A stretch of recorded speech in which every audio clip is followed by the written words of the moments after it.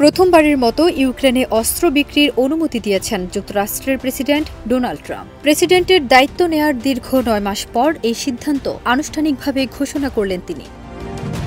এলএমই certified বিশ্বসেরা কপারে তৈরি Walton cables, যা আপনার স্থাপনাকে রাখবে সবসময় নিরাপদ।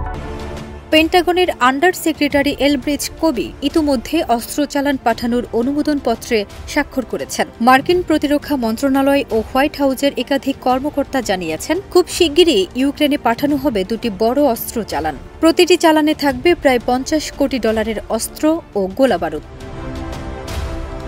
তবে ট্রাম্প প্রশাসন স্পষ্ট করেছে, এটি বাইডেন প্রশাসনের মতো সহায়তা নয়। যুক্তরাষ্ট্র থেকে অস্ত্র কিনে দিচ্ছে ইউক্রেনের ইউরোপীয় মিত্ররা, খরচও বহন করবে তারা। নতুন চুক্তি অনুযায়ী প্রায়োরিটাইজ ইউক্রেন রিকোয়ারমেন্ট লিস্ট বা পার্লামের কাঠামোর অধীনে মোট $1000 কোটি অস্ত্র সরবরাহের পরিকল্পনা করা হয়েছে। এর প্রথম ধাপ শুরু হচ্ছে এই চালান দিয়েই।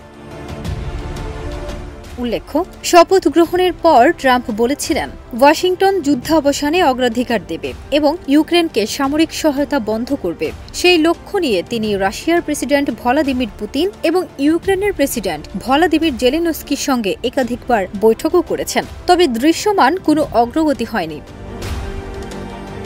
এর মধ্যেই বাইডেন প্রশাসনের অনুমোদিত কিছু চালান ইউক্রেনে পৌঁছালেও ট্রাম্প প্রশাসনের সরাসরি অনুমোদন পাওয়া এটাই প্রথম। বিশেষজ্ঞরা বলছেন, সহায়তা নয়, বিক্রয় নীতির মাধ্যমে ট্রাম্প একদিকে ইউক্রেনের প্রতিরক্ষা সক্ষমতা জোরদার করছেন, অন্যদিকে ইউরোপীয় দেশগুলোকে যুদ্ধের খরচ ভাগাভাগি করতে বাধ্য করছেন।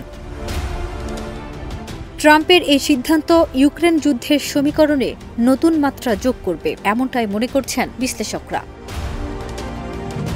ফারজানা নিকিতা, দেশ রূপান্তর।